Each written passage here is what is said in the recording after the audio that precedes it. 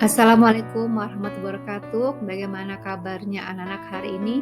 Semoga kalian selalu dalam keadaan sehat walafiat. Berjumpa kembali dengan Ibu Elita Mirnawati dari SMP Negeri 5 Kota Tangerang. Pada hari ini, kalian akan mempelajari bab 4, Indahnya Berpuisi.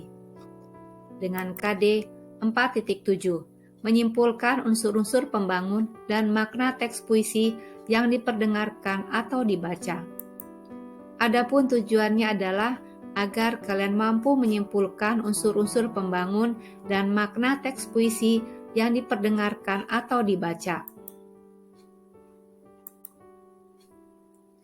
Senja di Pelabuhan Kecil, karya Khairil Anwar. Ini kali tidak ada yang mencari cinta di antara gudang rumah tua pada cerita. Tiang serta temali, kapal, perahu tiada berlaut. Menghembus diri dalam mempercaya maut berpaut. Gerimis mempercepat kelam, ada juga kelepak elang.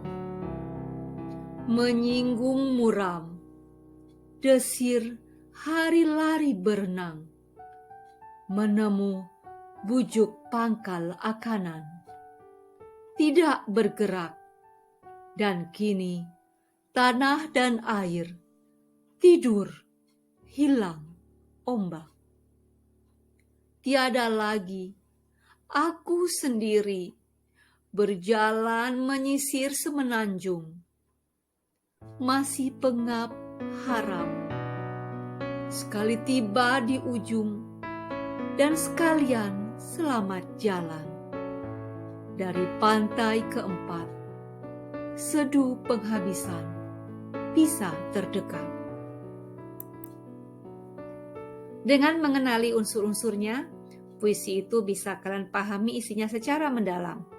Pengenalan unsur-unsur fisik seperti majas, kata-kata konotatif, perlambangan, dan pengimajiannya memudahkan kalian untuk mengetahui tema dan amanatnya.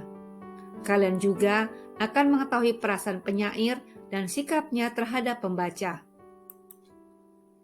Pada bait 1, menceritakan cinta yang sudah tidak ada dapat diperoleh lagi. Penyair melukiskan keadaan batinnya itu melalui kata gudang, rumah tua, cerita tiang dan temali, kapal dan perahu yang tiada bertaut. Benda-benda itu semua mengungkapkan perasaan sedih dan sepi. Penyair merasa bahwa benda-benda di pelabuhan itu membisu. Pada bait kedua, pengarang memfokuskan perhatian pada suasana pelabuhan dan tidak lagi ke benda-benda di pelabuhan yang beraneka ragam. Di pelabuhan itu turun gerimis yang mempercepat kelam, menambah kesedihan pengarang, dan ada kelepak elang yang menyinggung muram, membuat hati pengarang lebih muram.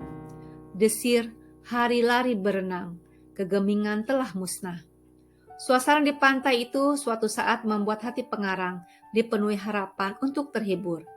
Tapi ternyata suasana pantai itu kemudian berubah. Harapan untuk mendapatkan hiburan itu musnah, sebab dan kini tanah air tidur hilang ombak. Pada bait ketiga, pikiran pengarang lebih dipusatkan pada dirinya dan bukan kepada pantai dan benda-benda sekeliling pantai itu. Dia merasa aku sendiri. Tidak ada lagi yang diharapkan akan memberikan hiburan dalam kesendirian dan kedukaannya itu.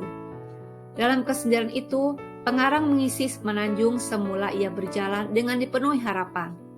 Setelah pengarang mencapai ujung tujuan, ternyata orang yang diharapkan akan menghiburnya itu malah mengucapkan selamat jalan.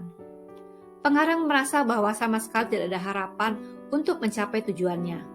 Sebab itu, dalam kesendirian dan kedukaannya, pengarang merasakan dari pantai keempat, seduh penghabisan bisa terdekat.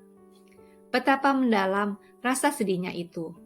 Ternyata dari pantai keempat, seduh sedang tangisnya dapat dirasakan. Adapun jenis-jenis puisi dibagi menjadi 3. Ada puisi naratif yang mengungkapkan cerita, terdiri dari balada dan romansa. Sedangkan puisi lirik mengungkapkan perasaan duka, terdiri dari elegi, ode, dan serenada. Sedangkan puisi deskriptif memberi kesan keadaan, benda, atau suasana, terdiri dari satire, kritik sosial, dan impresionistik. Berikutnya menyimpulkan isi puisi. 1. Membaca puisi dengan saksama. Kemudian memahami isinya. Lalu mengenali unsur-unsur fisik puisi seperti majas, kata-kata konotasi, perlambangan, dan pengimajian. Terakhir, mengetahui perasaan penyair dan sikapnya terhadap pembaca. Sebagai tugas untuk kalian, silakan kerjakan kegiatan 4.3 bagian A, halaman 104, dan kegiatan 4.4, nomor 1 dan 2, halaman 108 dari buku paket. Bersemangatlah dalam mempelajari sesuatu yang bermanfaat. Terima kasih, mohon maaf bila ada kekurangan. Wassalamualaikum warahmatullahi wabarakatuh.